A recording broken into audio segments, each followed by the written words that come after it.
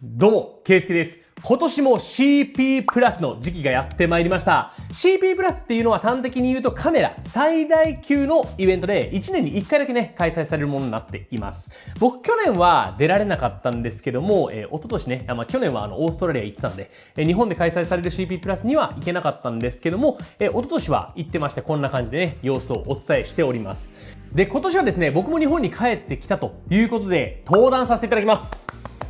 しかも4ブース。4ブース、3ブースの4コマかなあれ ?5 コマだ。5コマ出させていただきます。で、先にね、僕の出るブースを紹介しておくと、まず西さんですね。西さんで初日2月27日の14時15分から、僕一人で登壇させていただき、で、最終日ですね、3月2日の13時15分から、インスタグラムでね、いろいろ発信されている両トラックスさんと2人でクロストークさせていただきます。で、これがまず1つ目。で、2つ目がインスタ360ですね。インスタ360さんのブースでは、僕は3月1日の11時から12時と、15時から16時2コマ出演させていただきます。で、もう一つ、最終日ですね、3月2日の朝ですね、11時10分から11時40分まで、この30分で、キヤノンブースに出演します。吉田あかりさんと一緒にお互い使ってるカメラっていうのをこう持ち合わせながら、クロストークしていきたいなと思っております。なので今年4日間 CP プラス開催されるんですけども、そのうちの3日間は僕登壇しているということで、ぜひね CP プラスに遊びに来ていただき、で、セミナーも見に来ていただき、で、ちょっと話しかけていただければいろいろねお話ができると思うので、ぜひCP プラスの会場でも声をかけていただけると嬉しいなと思います。で、今回は CP プラスの回り方、初めて CP プラス行くっていう人もいると思いますので、まずは登録の情報だったりとかも含めてお話しさせていただきつつ、ここ回ればいいんやと、毎年こういうとこ熱いでみたいなポイントも含めてご紹介していきたいと思います。早速行ってみましょう。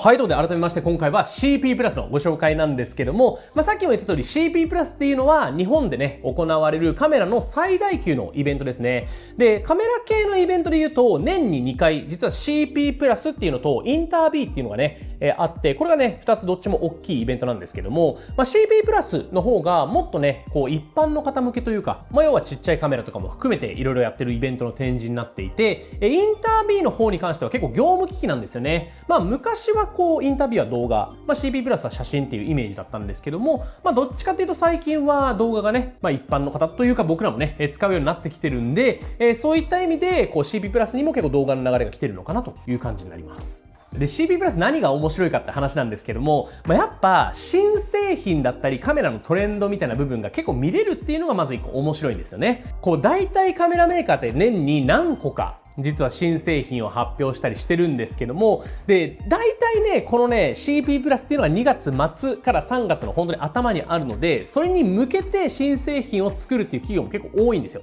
それとか、あとはオリンピックに向けて作るとかもあったりするんですけども、大体この CP プラスに合わせて発表とかをしているという企業も多いです。なんでちょっとね、後で新製品のまとめもしておこうと思うんですけども、そういった新製品どういうものが出てるかなっていうのを見るのが、結構魅力の一つ。あともう一個僕が期待してるところで言うと、毎回ね、結構新しい出会いがあるんですよね。割と大きいブース、それこそソニー、キヤノン、ニコンとかね、富士フイルムとかもそうなんですけども、そういう大きいブースっていうのは、メインでもちろん回りつつ、それ以外のちっちゃいブースっていうのも結構たくさんあって、で、ちっちゃい方のブースに行くと、こんなアイテムあったんみたいな、そういう出会いが結構あります。なので、小さいブースに行くと結構新しい出会いがあるっていうのも CP プラスの面白いところかなと思います。では他にもおすすめのポイントで言うと、結構その CP プラスに合わせて中古カメラショップとかカメラ屋さんがキャンペーンを行うことっていうのがあるんですよね。なので、僕が見たところで言うとレモン社さんってところが、CP プラスの帰りにちょっと寄りやすいっていうところで、CP プラス行った後寄っていただければちょっとしたキャンペーンやりますみたいな、そういうのがあったりするんで、周りのね、お店の情報とかもちょっとチェックしてみるといいのかなと思います。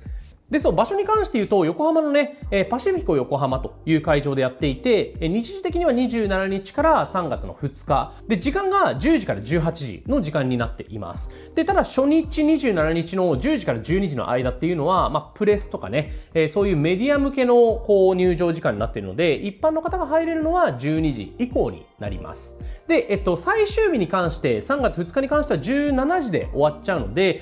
ちょっと早めに終わっちゃうってことだけ気をつけてっていう感じですね。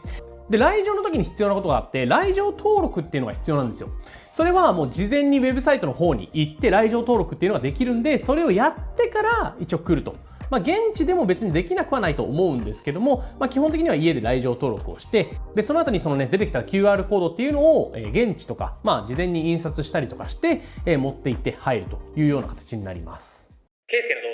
では、ここから CP プラスの回り方とか、おすすめのポイントについてご紹介していきたいと思うんですけども、で、CP プラスそもそもどのぐらいで回れるかって話なんですけども、本当にじっくり全部見るんだと、1日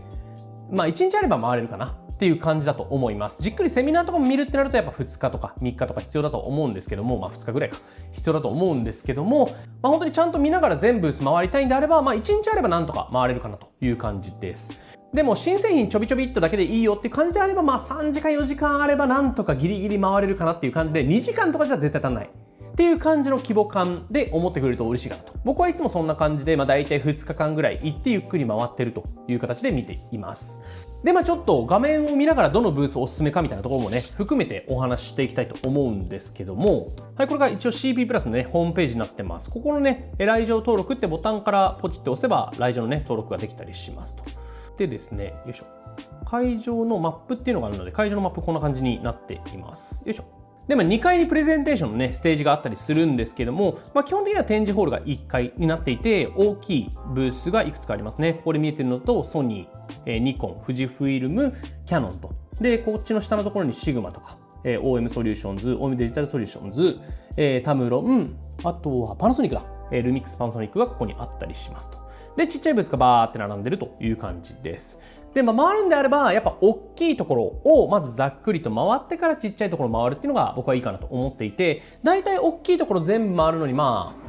自分の見たいところだけ見れば1時間、1時間半ぐらいかな。そのぐらい見た後に、ちっちゃいブースをちょっと細かく見ていくっていう感じにするといいのかなと思います。でもやっぱ大きいブースに関してじゃあどう見ればいいかっていう話で言うと、やっぱ新製品周りですね。新しいカメラが見れるのここが一番早いと思いますので、新製品が出てるとここでねちょっと撮影もしながらチェックできたりとかそういうこともできるので、ぜひね新製品周り見てみてほしいなと思います。で、新製品じゃあある大きいブース何かっていうと、最近だとまずキヤノンですね。キヤノンパワーショット V1 という、ちょっと大きいセンサーのコンデジみたいなのが出たんですよ。マイクロフォーサーズっていうセンサーに近い、センサーを積んだコンデジですね。そういうのだったり、あとは RF の 16-28mm のレンズとか、ニコンに関してはクールピックスの P1100 っていうカメラがあって、それが発表されてちょうど CP プラスのタイミングで発売っていう感じかな。あとはレンズで 35mmF1.2 っていうレンズと 28-135mm の F4 のレンズがあったりします。で、ソニーに関してはまだあんまり出てないですね。てか今のところ出てないのかな。で、噂であるので言うと、16mmF1.8 とか、あとは超望遠のレンズとかあったりするんですけども、おそらくカメラとかは出ないんで、レンズ新しいの試したい人はソニーに行くっていう感じかなと思います。で、富士フイルムに関しては僕が気になってるのは、エテルナ GFX っていう動画用のなんか中盤センサーのカメラみたいなのがあって、それがもしかしたらあるんじゃないかと思ったりしてます。触れるかはちょっとわかんないんですけども、開発発表されてるので、そこら辺が展示されたりするのかなと思ったりしてます。あとその他のブースで言うと OM システムズから、OM3 っていうカメラが出たりするので、その辺は触れそうな感じがしますね。なのでまず大きいところで気になる新製品っていうのを今ね喋った中でこれ気になるかもなっていうのをピックして、見に行くのがまずいいんじゃないかなと思います。で、そっから大きいところ回ってると大体ちっちゃいところ目に入ってくるんですよ。これちょっと気になるかもみたいなところがね、結構目に入ってくると思いますので、そっからちっちゃいところ回っていくと。なんか例えばちっちゃいところで気になるところで言うと、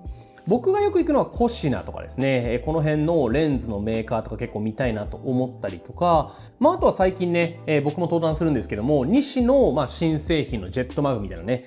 そういうところを見たりとか、もちろんね、出てるインスタ360とかね、その辺も結構熱いので見に来てほしいなと思います。新製品いっぱい多いんでね、インスタ360とか。で DJI とハッセルブラッド PGY テック、この辺も出るんですね。この辺も気になるな。割と PGY テックの最近カメラバッグとか流行ってるんで、その辺のカメラバッグの感じとかね、現物見れないじゃないですか。その普段見れないものがね、この CP プラスで見れたりするんで、その辺も見ようかなと思っております。あとはラオワとかですね、この辺はおもろいレンズがあったりするんで気になります。他にもね、見たいところたくさんあると思うんですけども、この辺のちょっといろいろ見ながら回っていきたいなと僕は思っております。でも会場の新製品とか製品に関してはそんな感じなんですけども、 CP プラスでやっぱ見たいところイベントですよね。いろんなインフルエンサーだったり写真家さんっていうのがイベントをしてたりするんで、その話が実際に聞けると、実際にその人たちに会えるっていうのがすごくいいところだなと思います。でこちらのね、セミナー一覧っていうところで見れるんですけども、ずらーっと並んでいて、なぜか僕の名前はまだここに載っていないと。なんででしょうはい、なんですけども、この中でどういう人が出るよっていうのがここでね見れたりします。で、気になるものがあればね、ぜひ見てほしいんですが、僕がちょっと見てみたいなって思うところで言うと、僕ちょっと気になってるのはここのね、27日にある、カメラホリックの、カメラホリック編集長とゲストによるカメラ放談ということで、ハービーさんとかが、野村さんとかが出てる写真家の対談みたいなちょっと見たいなと思ったりしてますね、僕は。あとは曽根さん、映像ディレクターの曽根さんがねやってるステージっていうのも見に行きたいなと思いますし、他ねここじゃなくてなんかね CP プラス西のところで上田さん、上田浩二さんのやつとかもかなり見に行きたいですね、僕は。本当に伊能さんのやつとかも僕の後ですけど見たい。そういう感じですかね。そんな感じでいろんなセミナーがやってるので、ちょっと気になるっていう人だったりとか、あとは気になるテーマみたいなところで、ちょっと絞り込みながら自分のね、見たいセミナーっていうのをチェックして、それ目当てに行くっていうのもかなりありなんじゃないかなと思います。この CP プラスの製品サービス一覧っていうところに、結構いろんな製品がバーって出たりします。こういう製品出るよみたいなのがざっと一覧で見れたりするんで、この辺ももう一旦見ちゃって、この製品気になるなっていうのを目星にいっちゃうっていうのもありなんじゃないかなと思います。この中で言うと僕が気になるのはな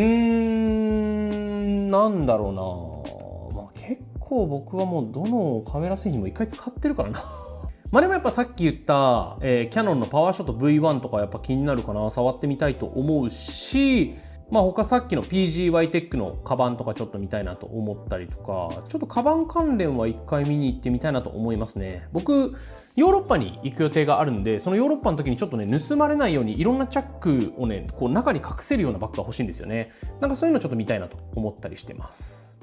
ケイスケの動画、はい、ざっくりそんな感じでしょうか。注意点もちょっと言っておくと、当日現地で結構ご飯食べるとかは難しかった気がする。一応ねコンビニとかもあるんですけど、割とこうランチどころみたいなのが1個あって、そこは結構混んだりするんで、お昼食べたいよっていうんであればちょっと周りで済ませていくとか、あとはね持ち込んだりするのが一番いいのかなと僕は思ったりします。飲み物とかは自販機で全然買えるので、全然それで買っちゃってもいいんですけども、やっぱり結構疲れちゃうと思うんで、こまめに水分補給したりとかするのがいいかなと思います。並んでる時にね結構喉が開いたりするんで。そうだ、あともう一個注意点なんですけども、大体大手のメーカー先にね回れって言ったのは、その大手のメーカーさんの新製品結構並んだりとか、あと整理券配られたりするんですよ。なので実際行ってみて、午後の結構遅い時間に行ったらもう整理券配布終わってますとか結構あったりするんで、早めにその大手のメーカーには行っておいて整理券もらうっていうのがね一番いいと思いますので、今年ねどういう風になるかはもちろんわからないんですけども、万が一そういうのがあった時も含めて最初にね大手メーカーから回るのがいいのかなと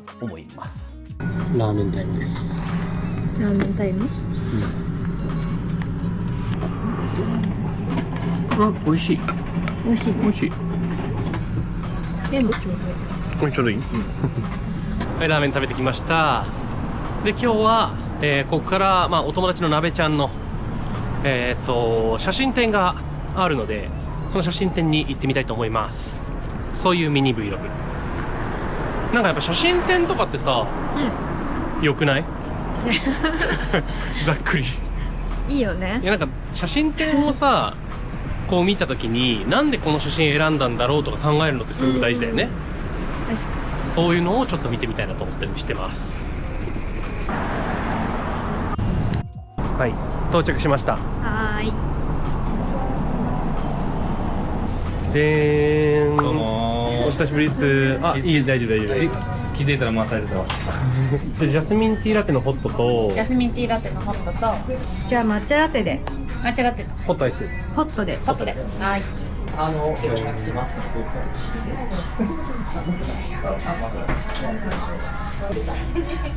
視線の再現と共有だと。こいつが首謀者です。はい、企みました。ありがとうございます。でもなんか展示するとやっぱいいね。紙になるのってめっちゃいい。ね、なべちゃんの写真はしかも展示に合ってそう。そうですね。うん。結構なんか白飛びとか刺すのが好きで、うん。ここら辺がやっぱりこのディスプレイの放課後だとどうしてもこう眩しいなっていう、確かに明るすぎるなって感じがするけども、発光しちゃってるもんね。そうそうそう。これはもう本当に白い紙にすってから白に塗ってるだけだから、すごいなんかナチュラルに見えるんですよ。確かにね。その分やっぱこういうシャドウとか乗っけると結構きつくなっちゃうから、ドリンク美味しいね。中国の限定ドリンク。中国茶を使った限定ドリンク。これはさ、何を基準に選んだの？めっちゃ写真撮ったわけじゃん、多分。そうですね、めっちゃ選びましたね。15枚まで絞ったんです。でもやっぱり個人的には、左上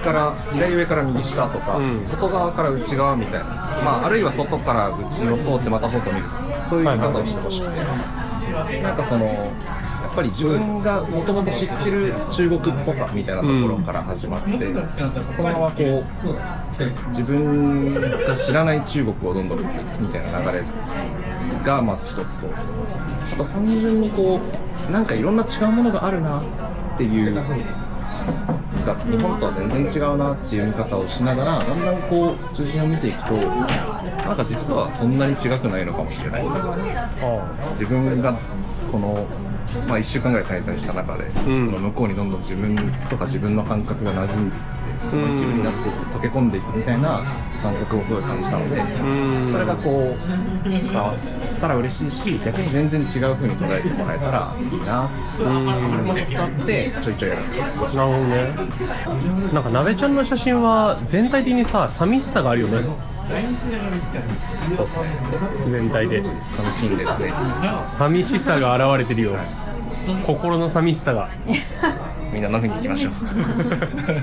はい、ということで CP プラスの紹介させていただきました。本当にこのね、カメラのイベント CP プラスっていうのは1年に1回大きなイベントで、いろんな人、それこそ僕らみたいなインフルエンサーとか、あとは写真家の方々とか、そういう方と交流できるっていう大事な機会でもあるし、はたまた新製品を見れたりする、すごい大切な機会でもあるので、ぜひね、一回足を運んでみると、あ、こんなカメラあるんだとか、こんなの見れるんだっていうのがね、新しい発見があると思いますので、ぜひ一度ね、訪れてみていただけると嬉しいなと思います。そして僕もね、さっきも言った通り、3ブース5コマね、出ることになっておりますので、本当会いに来ていただける方、ぜひ足を運んでいただけると嬉しいなと思います。会場で待ってるので、ぜひ声かけてください。ということで今回の動画はこの辺にしたいと思います。今回の動画いいと思ってくれた方は高評価ボタン、チャンネル登録もぜひよろしくお願いします。